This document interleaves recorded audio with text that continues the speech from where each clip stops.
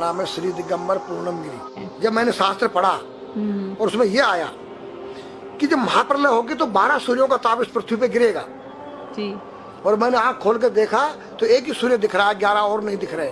मैंने उनसे तर्क किया कि 12 ही लिखा है, गलत लिखा है कि 12 सूर्यों का ताप पड़ेगा, एक ही सूर्य 12 कहाँ है? तो उन्होंने कहा बेटा ये सत्य लिखा है, जो वर्तमान में हमारा सूर्य का प्रकाश आ रहा है ये केवल 8% आ रहा है।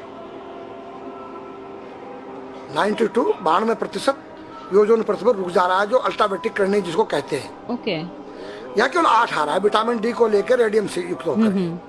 जब ओजोन परत फट जाएगा, टूट जाएगा तो 12 96 डिग्री जब तापमान आएगा तो 12 सूर्यों का ताप पड़ेगा। ये पूरी पृथ्वी आग का गोला बन जाएगी। नागा का स्वरूप है जी, ये महादेव का स्वरूप है जी, एक बालक का स्वरूप है जी। बालक में क्या चीज नहीं होती है? निर्मल मन जन सो मोई पावा, मोये छल छिद्र कपट नहीं सुहावा। तो बच्चे के दिल के अंदर न काम है, न क्रोध है, न लोभ है, न मोह है, न मद है। वो नंगा किसी तेरी गोद में बैठ जाए, नंगा उसकी गोद में बैठ जाए। तो नागा का रूप एक बालक का स्वरूप होता है जिसके अंदर से विकार रहित हो जाए, उसका नाम नागा है, सन्यासी है, संन्यासमया, तीनों गुणों से रहित हो जाना। ये जो गांजा भांग है ये क्या करता है? तुम्हारी मनोशक्ति को जो है बुरे कामों से डरा देता है। या तो कोई यूज करके देखे। दारू जो है वो तुम्हारी मनोशक्ति को उत्तेजित करता है, पिछली बातों को याद दिलाता है। दूसरा तुम्हारी जो है भांग गांजा तुम्हारी काम वासना को जो है दबा देता है। तो नारी के नंगे स्वरूप को 5 व्यक्ति देख सकते हैं। मेरे पास एक डिश है और जो चुटिया होती है एंटीना है, जो तुम्हारे जो यहाँ से कुछ तरंगे बाहर को जाती हैं, कुछ अंदर को आती है। 5 कर्मेंद्री, 5 ज्ञानेंद्री, 10 रथ के घोड़े हैं और बुद्धि रूपी उसमें लगाम है और ज्ञान रूपी चाबुकर बोलने वाला इसमें स्वयं सारथी कृष्ण है। तो आज हमारी संस्कृति बदली गई। ये आज हमारे लड़के लोग खड़े होकर पेशाब कर रहे हैं। ये हमारी संस्कृति नहीं है।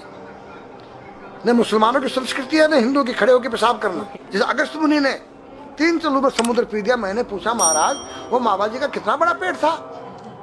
वो पृथ्वी पे रहता था, क्या पृथ्वी से बड़ा था उसका पेट जो सारे समुद्र पी गया? मैंने कहा नहीं बेटा, वो एक साइंस थी, उस काल की वैज्ञानिक थी। उन्होंने ऐसा केमिकल डाल दिया कि पानी के 2 भागों में बढ़ गया, H2O हो गया और वो आकाश में उड़ गया। आज का जो नौजवान है ये साइंसवादी है, ये हमारी भौतिकवादी और जो हमारी धार्मिक आध्यात्मिकवाद को नहीं मानेगा। इसको तुम साइंस के द्वारा अध्यात्मवाद को मनवाएगा तो मानेगा। जैसे मैं सूर्य को जल देख करके मैं हर बीमारी का इलाज कर देता हूँ। बताओ कैसे? कैसे बाबा? सूर्य उदय हो रहा है, ये जैसे सूर्य मान लो इसको जी, और मैं यहाँ खड़ा हूँ तो हम दोनों एक ही डिग्री पर हैं जी, सीधा। इसकी जो किरण आ रही है वो सीधी आएगी। जी, मैंने स्नान किया जी, मेरा बदन गीला है जी, और मैंने तांबे के लोटे में जल भरा तो तांबा कॉपर है, कॉपर में जब जल भर गया तो कॉपर वाटर हो गया। राइट। और मैं अपने सिर के ऊपर से गिराया जी, और सूर्य का प्रकाश उसमें विटामिन डी रेडियम को लेकर टकराया जी, तो क्या बनेगा? रेनबो बनेगा, इंद्रधनुष बनेगा, 7 कलर बनेंगे। जो हमारे 7 कहते सूर्य के 7 घोड़े हैं। अब उसमें जो हरा रंग है क्लोरोफिल का है, जो पत्तियों में पाई जाती है, विटामिन डी और रेडियम से लैस है। वो मेरे मस्तक पे, मेरी आंख पे, मेरे कंठ पे, मेरे हृदय पे, मेरे फेफड़े पे, मेरे लीवर पे, मेरे पित्त पे, मेरे आमाशय पे, मेरे गुर्दों पे जब वो गिरेगा क्या करेगा? ऐसे 6 रंग कलर और बचे हैं, बैंगनी है, ऑरेंज है, नीला है। तो ये क्या करेंगे? किस चीज के प्रतीक है?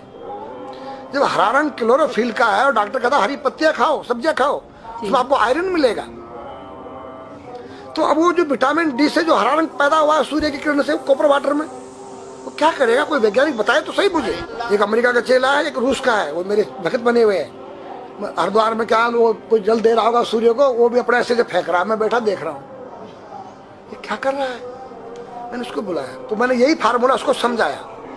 वो मेरा शिष्य बनेगा। बोला ओ ये तो साइंस। मस्तिष्क पर तिलक क्यों लगाते हो इस जगह पर? पहले लगता है पीला, फिर लगता है लाल, फिर लगता है सफेद।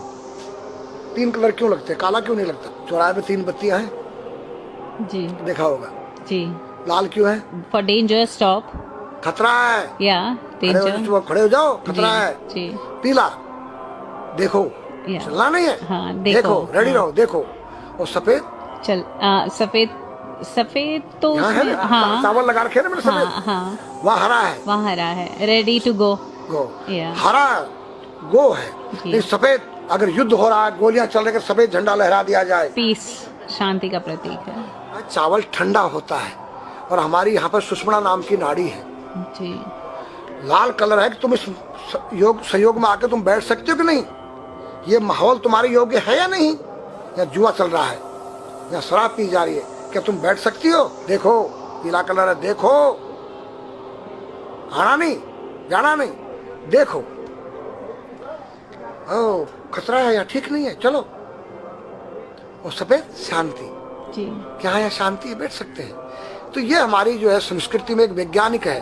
जब हम खाते गैस बनती है, तो बिल्कुल। चावल जब पानी में भीगे बाद ठंडा हो जाता है, और हमारी सुषुम्ना नाड़ी पर जब लग गया है तो उस नाड़ी को ठंडा करने लग गया है।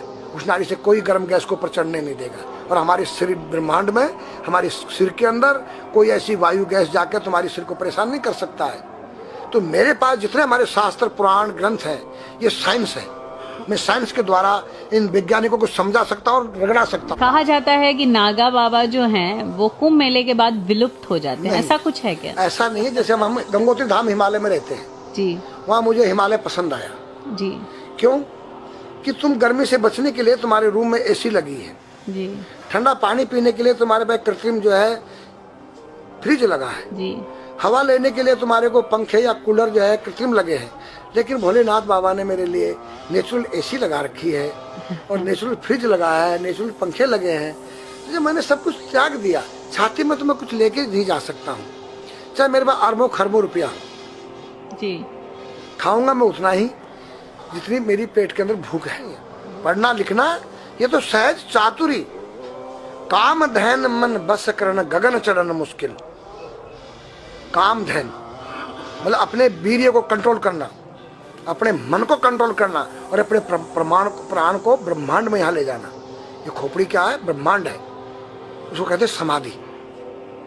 इस सारे शरीर के प्राणों इकट्ठा करके इस ब्रह्मांड में मस्तिष्क में ले जाके बैठ जाना, जिसको ब्रह्मरंध्र कहते हैं, उस गुफा के अंदर। ये तीन वस्तु मुश्किल है, बाकी सब आसान है। अपरिग्रह मतलब उतना रखो जितना तुम्हें आवश्यकता है, अधिक मत रखो।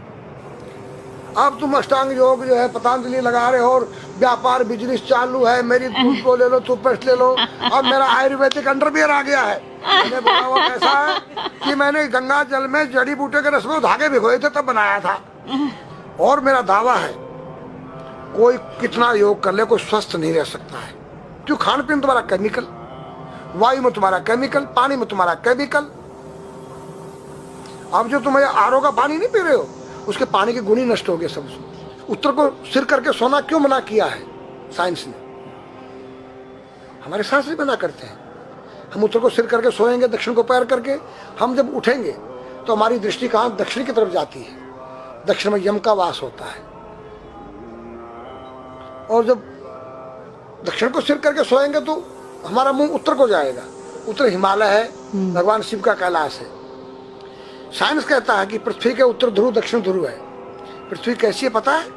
तेरा सिर, सेम तेरा चेहरा 23.5 डिग्री के अंश पर है।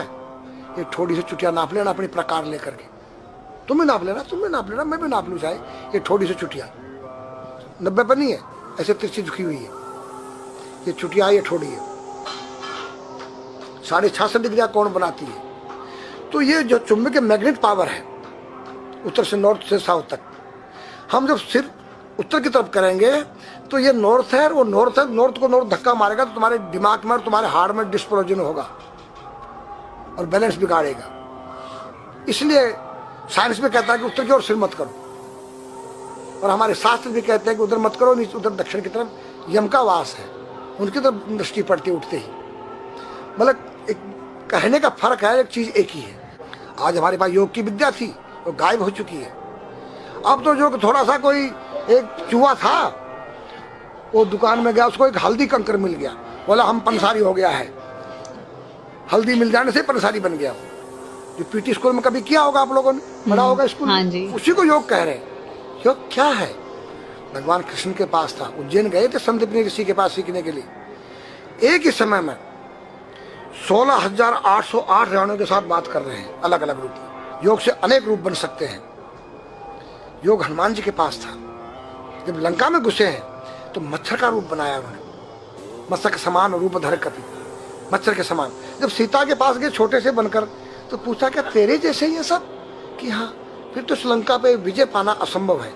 तो हनुमान ने पहाड़ का जैसा रूप दिखाया, हिमालय जैसा, सर्जविन करना, अपने प्राण को निकाल के मुर्दे में डाल देना, उसको प्रकाया प्रवेश कहते हैं, जो आज है ही नहीं, लुप्त हो गई। जो जानता